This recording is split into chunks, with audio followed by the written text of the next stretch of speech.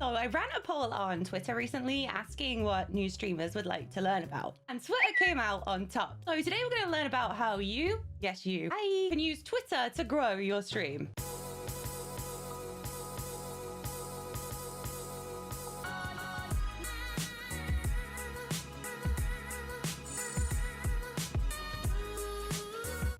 I'm Salty and I help new streamers level up their content. So a lot of stream educators already have videos on this. Harris Heller, Ashley Christ, Quirky Pixel. And yes, I've watched them all. And the reason for the volume of videos is that Twitter is one of the most important tools in your streamer toolkit. You guys probably don't know this, but back when I was a brand new streamer, streaming straight from Xbox with no webcam, I actually got my first 100 followers through Twitter alone. That's immediately one of your hardest affiliate check marks crossed off without really having to stream. So the way that I actually did this was by asking an open question. I tagged a bunch of streamers who I watch regularly, and I asked for their advice for a new streamer just starting out. And a lot of them actually responded, which put me on the radar. Now, before we go any further, tagging people on Twitter can be a little bit iffy, especially if you don't know them that well. Also, guys, do not tag people in your live tweets. It really can get you muted or blocked. So proceed on caution with tagging. The reason why this worked for me though is because I asked such an open question. It prompts people to engage and share their expertise. Another important thing to note here about Twitter is all it takes is one person with a decent Twitter following to like or respond to your post for it to gain traction. Let's start with the Twitter basics. Twitter is like the water cooler for streamers. It's where streamers go to network and find news about streaming. Twitter is actually my personal favorite networking tool because it's possible to reach such a large number of people at once. A lot of people will say to network in streams. From a time perspective, it's way more effective to network on Twitter. You should be doing both though, ideally. So a lot of streamers know that they need to be on Twitter, but they're doing it completely wrong. So let's go over some common streamer mistakes. Overuse of hashtags. Unlike Instagram, Twitter doesn't feed people content based on hashtags, which means that if you want to see hashtags, you have to actively go looking for them. Now, most people on Twitter aren't doing this. Some people may search for hashtags like me. I'm one of those weirdos, but these people are in the minority. There's a long-term myth that Twitter suppresses links. Whilst this isn't true, more blue, so hashtags and links, more people tend to ignore a tweet. If you want to use a hashtag, ideally just use one per tweet and use it inside of a sentence. Tagging people in your go live tweet. Now, I've mentioned this once, but I'm going to mention it again because it feels like every single month I have to tell you guys to stop tagging me in your go live tweets. All this is going to do for you is get you muted or blocked. So you're trying to hit affiliate and you need 3 average viewers. It seems logical to tag your friends when you go live. I do get it, but just tagging people is asking for something without giving something first. There's a principle called jab, jab, right hook. There's actually a whole book on it, guys. I will leave a link down to that below. So a jab is a value. So a valuable piece of content, helping someone out with their streaming setup, making something for someone, and a right hook is asking for something in return. The basic concept of this is 3 jabs, so 3 things of value must be given for a right hook, so asking for something in return. So if you want that person in your stream, you're going to need to give them 3 valuable things first. No matter what size you are as a streamer, guys, you have value. The size of a streamer does not determine their value. So before you ask that person to come into your stream, help them in 3 ways. So that could be helping them with stream setup, shouting them out on Twitter, could be helping them reach a follower goal, hanging out in a couple of streams, raiding their channel. If you're an artist, you could even make something for them. So what we're doing here is we're depositing into our value piggy bank. And once this is full, we drop them a short, personal, non-generic DM, letting them know that you're trying to hit affiliate and that you'd love for them to stop by your stream. If they can't chat, them just leaving a tab open with the volume on would really help you out. This is obviously more work than just tagging someone, but it's also way more effective. Follow for follow. Hey streamers, let's grow together. Drop your Twitch links and follow everyone on this thread. Hashtag support for support, hashtag support small streamers, hashtag, hashtag, hashtag. What you're telling people here is that the only value in following your stream is that they may get a follow back themselves. And I don't know who's going around tricking new streamers into follow for follow, but they've been around for years because when I first started, they got me too. The only people who are going to follow you in this scenario are other small streamers who haven't worked out that follow for follow doesn't work. These people will likely probably unfollow pretty shortly afterwards. And none of them are going to show up to your stream, absolutely guaranteed. Now, the only thing that's good about this kind of tweet is it does kind of introduce you to the Twitch community. And introducing yourself when you're a new streamer is super important. The concept called social proof, which is where other people promote you. But this isn't something you just get immediately. When you first start out, you have to promote you. So recently I posted this tweet, which was intended as a bit of an introduction as to who I am, but also market research. I wanted to find out more about new streamers. So I briefly told people who it was and then asked them about themselves.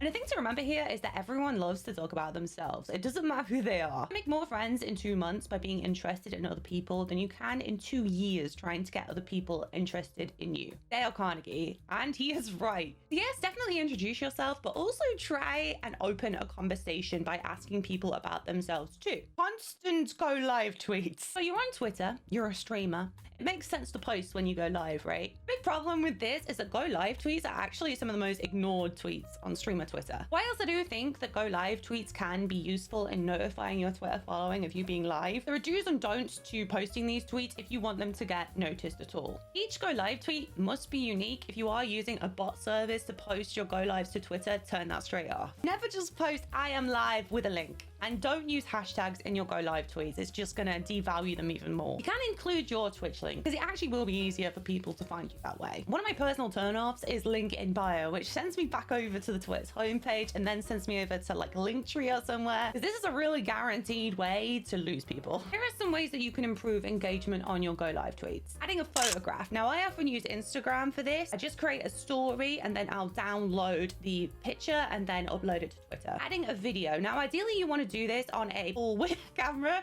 rather than a skinny little phone, because widescreen videos on Twitter actually get more engagement. What I do for my videos is I just record them in OBS with my camera at full size. If you want to go the extra mile, guys, you can also edit these videos nicely too. Adding a GIF. Now don't use the generic Twitter GIFs because everyone's seen those a million times. You can make your own GIF using Giphy Cam, or you can take a short clip from your stream and just upload it to Giphy to turn it into a GIF. Telling a joke. Now this isn't for everyone. I'm personally only funny probably like 5% of the time, if that. A joke can also be visual, so like a meme about the game that you're playing. Asking a question and then asking people to give you their answer in stream. Now this one's actually lured me into a stream before, so that's how I know that it works. So we've looked at all the mistakes that new streamers make on Twitter. How do we actually properly use Twitter to grow our Twitch stream? First, let's understand engagement. So there are 3 different kinds of engagement on Twitter: likes, retweets, comments. Likes are the easiest kind of engagement to get. People will normally like a post that they feel that they can relate to. Retweets show your tweet on someone else's feed, and they're a really great way of getting a full message out there. However, retweets are much harder to get than likes, and the only way that you're ever going to get more retweets than likes is if you say something that makes people angry, and that's not what we're aiming for. A lot of people will only retweet if they really resonate with what you're saying. Personally, I don't retweet a whole lot because I like my Twitter feed to be content that I've produced rather than other people's content. Comments are the most valuable form of interaction on Twitter, and here's why. When browsing your feed, most of you are going to be looking at your top tweets because this is what Twitter promotes. Unless you change it to latest and just kill the algorithm. Top tweets are completely personal to you, and the person who shows at the top is the person that you've been engaging with the most. Twitter may also show you tweets at the top if a lot of people from your network have been engaging with that tweet. So what this means is if you want to get to the top of someone's feed, you need to engage with them a lot. Now, instead of sitting waiting to be engaged with, you want to go out and engage with other people first. Because if you've been engaging with other people, they're more likely to see your tweets when you post. So what I recommend doing with Twitter, first of all, is following some content creators whose content you enjoy. Some of these people may follow you back, but this isn't really what we're aiming for here. What we're aiming for is a bunch of people that we can engage with. Things to bear in mind here is the size of the people that you're planning on engaging with and how many engagement from others they get already on their tweets. Some people are basically so big that you're never going to be able to successfully engage with them unless you give them something of immense value. And this is actually because of something called Dunbar's number. The people can only comfortably maintain about 150 relationships in total. So if someone has 600 people commenting every single time that they tweet, they're really unlikely to get to your message. And there are ways around this, such as being one of the first people to comment on the tweet. It will be easier to engage with people who don't already have 150 relationships. So once you've got your list of people that you follow, just go over to your Twitter feed and start commenting on some tweets. The reason why comments are more important than likes and retweets is partly the comments are more memorable, and partly that there is no limit to comment engagement. So when you like or retweet, you can only engage with that tweet once. Whereas when you comment, you can have a whole conversation, which is multiple engagement. Now, this is a bit of a wormhole. You don't want to spend your whole day browsing through Twitter. So you might want to set a time limit of, say, like 30 minutes to an hour a day for this. Now that you're engaging with people, you want to start posting content on Twitter in between and not go live tweets. This needs to be original content. The easiest type of tweet to produce is a text tweet. But for these to get the most engagement, you need to be aware of the audience that you're serving. My audience is streamers, so I tend to post a lot of content about streaming on Twitter. As I've already talked about, a good way to get engagement from people is to ask open questions. This also does help you learn more about your audience, so it really is a win-win situation. So another popular type of text tweet is relatable content. So if you're thinking something that you think a lot of other people might be thinking too, might be worth mentioning that on Twitter. Do bear in mind that relatable tweets are more likely to get a bunch of likes than comments and retweets. We talked about this earlier, but posting tweets with multiple different medias can really up your Twitter game. Photos, handmade gifts, memes, all good things to post. From my personal experience though, one of the most effective ways to get engagement on Twitter is through producing short videos. Before I actually started making regular full-length YouTube videos for streamers, I used to make much shorter stream help videos specifically for Twitter. And this helped me in two ways. It taught me how to edit, and it also helped my engagement on Twitter. Again, you're going to want to record these videos on a widescreen camera rather than a skinny little phone to get maximum engagement. It's also a good idea to edit these videos, but it's not essential. If you want to repurpose content that you've already made, stream clips are a really good idea for Twitter.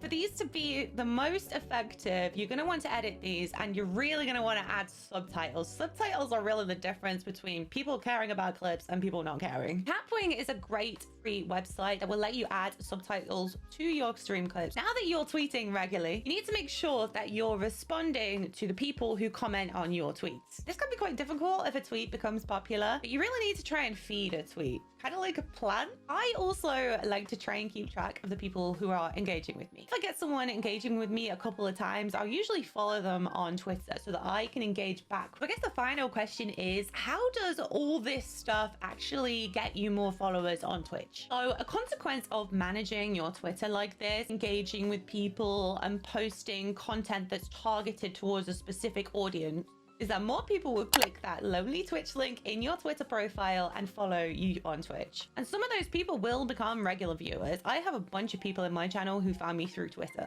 Hope that you guys found this video useful. If you did, don't forget to leave a like and subscribe so as not to miss out on new ways to level up your content. Also guys, leave a comment below on what video you would like me to make next. I'm thinking we either go back to stream tech and talk about chatbots, or maybe we talk more about social media and talk about Discord for streamers. Respond with either chatbot or Discord to let me know which direction to go in. By the way, guys, if you are brand new to streaming and want to know how to get started, I did make a video on that one. You can find that over here. I'll see you over there. Bye, guys.